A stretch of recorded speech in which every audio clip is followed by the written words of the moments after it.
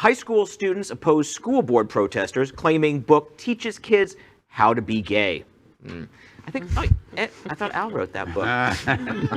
Parents and other area residents showed up at a community high school board meeting in suburban Chicago Monday night, holding signs that said, quote, "No porn," and attacking one specific book that had been approved for school libraries in the district called Gender Queer, an autobiographical graphic novel by Maia Kobabe. Parent Terry Newsome said at the meeting that the book is, quote, "liberal code for teaching children how to perform oral sex, anal sex, and wear strap-on dildos." Another father, who was not named, told the Chicago Sun-Times that the book made him sick. He hadn't read the book, of course. He had just watched a YouTube video about it, so he did his research.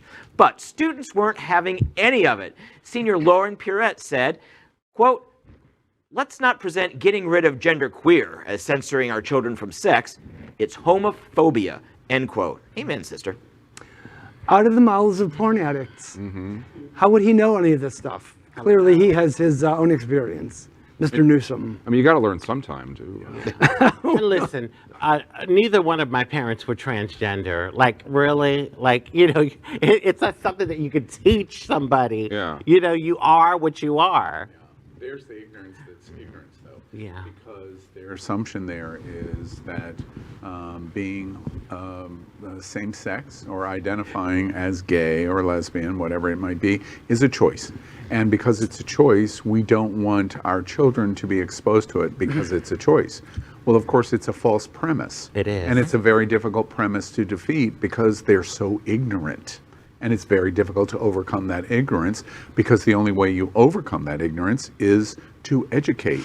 And one of the places that you want to use to educate is books. Right. So they're banning the books to prevent the education that reinforces their ignorance. It is a never-ending cycle of ignorance. And it's just part of their strategy to keep distracting us with little battles here, you know, a school board meeting here, a school board meeting here, while they also do a second prong at our state capitals. I mean, they are being obnoxious and dangerous at every single level of the process. I'm hearing in cable. Of course, I'm a watcher, consumer of a lot of Fox News. Know thy enemy. I think I read that in Genesis. You're in a situation where if you don't pay attention to their argument, I watch many pundits say, well, they're just outsmarting us at every turn because their strategy is working, and their strategy is frequently better than ours.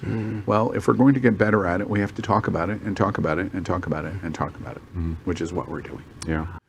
LGBTQ plus news is vital for our community and for the broader world as a whole. We have enough enemies at Fox News. Tucker, Sean, and Laura are loud. We need passionate allies. Happening Out Television Network, Queer News Tonight, and It's Happening Out are literally out of the closet and into the headlines. Our community needs your support. Like this broadcast and subscribe now to ensure the growth of the entire LGBT